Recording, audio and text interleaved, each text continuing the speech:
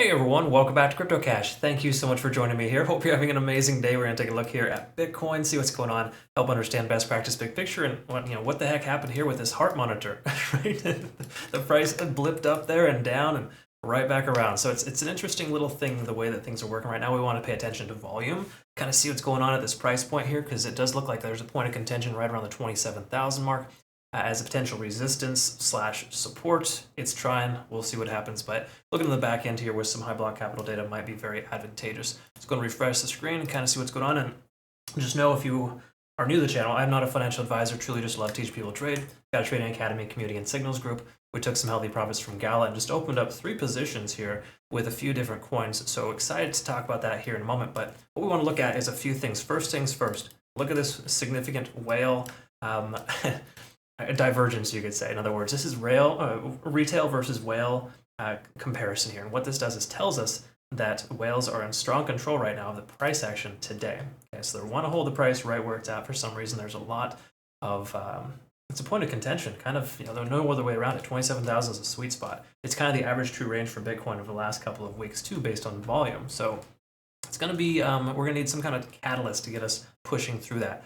We're going to see if we can identify any of those. Quickly note here too, if you are new to the channel, also, or even if you're not, we do have a recent partnership here with BingX, and this is mainly for our US members. You can see here, of course, we have an exclusive $100 giveaway for the first 100 members. I opened this up to my community already. A lot of folks have come over and registered, but it's literally $100 trading bonus, no minimum, no volume deposit required.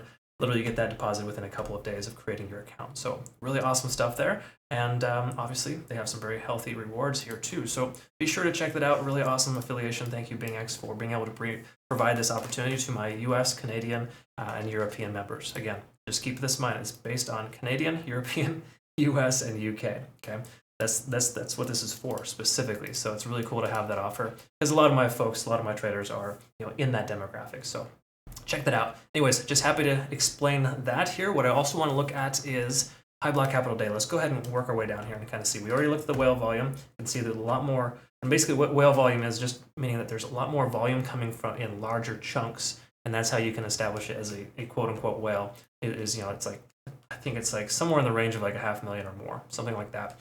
But it's pretty significant. And if we take a look here at the longs, you can see a lot of longs are closing their positions right now, with the anticipation of potentially the price action turning itself around.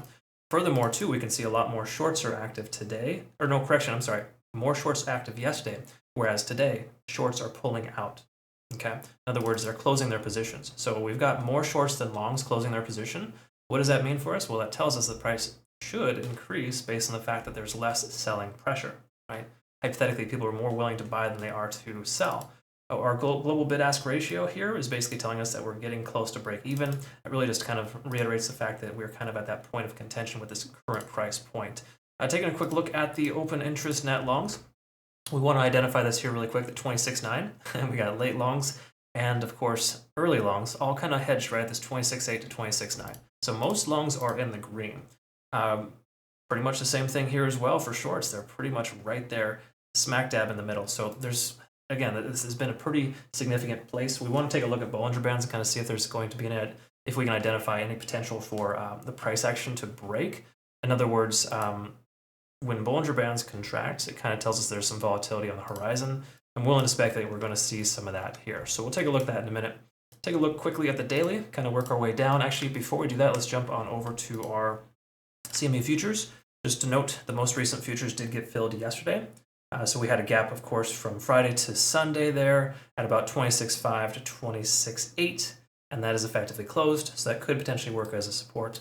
I don't put a lot of weight into that, but generally speaking, now that that's been filled, we could potentially increase here to complete this previous fill at 27.7 and hopefully the 29.5 mark. All right, taking a look at Bitcoin dominance, still kind of coming down.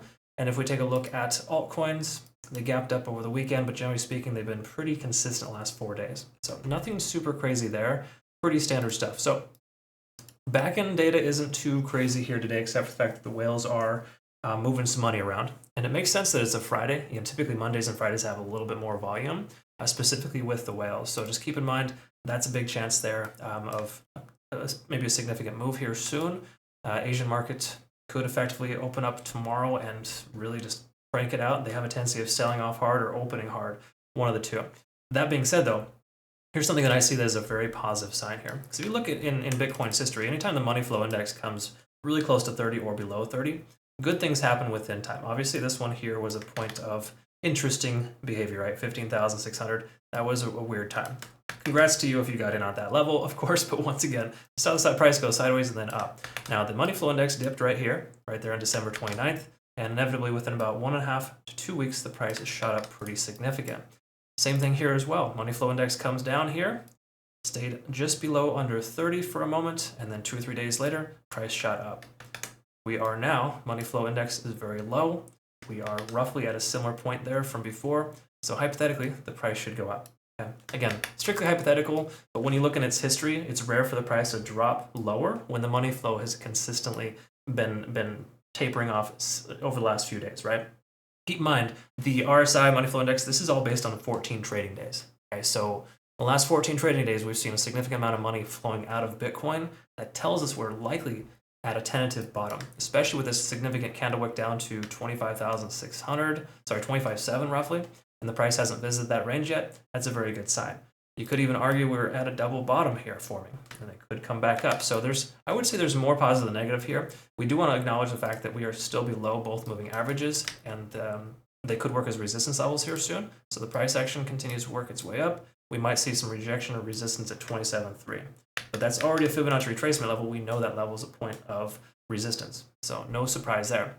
What is nice here is that we have the MACD somewhat converging. Again, we've seen some false positives here as of late, right? Where Bitcoin has some significant convergences on the horizon, ready to shoot up, and it just goes dead. So I'm not putting a ton of faith in this, but I can tell you that the fact that we're losing this momentum to the downside tells us there could be a shift in momentum to the upside. Okay, so I would say we're slightly more favored to go up than down. If we take a look at this here, this is what I'm referring to as far as kind of that drawing dead, and we can kind of see the Bollinger Bands getting tighter, right?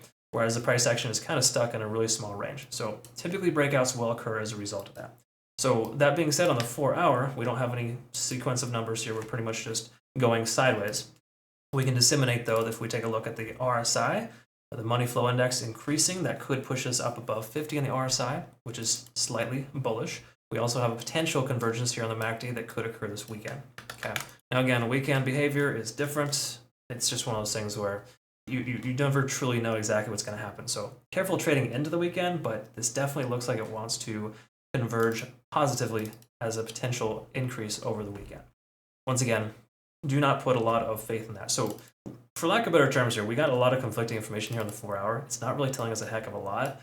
And in truth, it's kind of one of those situations where, hey, probably best hanging on the sidelines. To me personally, with all the stuff I see on the macro, I feel comfortable taking a long position with Bitcoin. We took one of those and also 2 other altcoins that are doing very well. And there's a good chance we're going to hit our targets here soon. But on the same accord, you'd want to kind of be patient going into a weekend.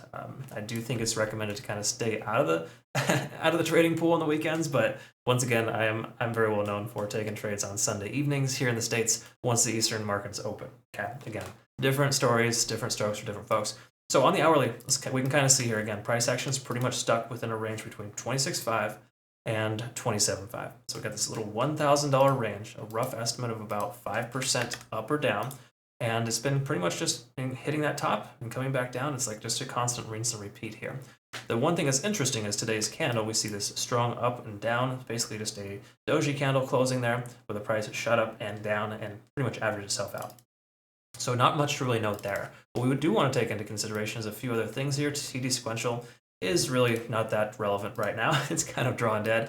Since we're range bound, we've got the Ichimoku cloud not really telling us much either. Because again, above or below in this situation when you're stuck in a range, it doesn't matter. The cloud will give you false positives, not the most reliable indicator. Okay, so to me, what I try to look at here would be to say daily, the daily volume. Okay, and if we take a look here, of course, we can see yesterday, it's pretty common for this to happen when you got the average volume at a lower point. Later in the day, it increases. When you start with a high volume early, it comes down.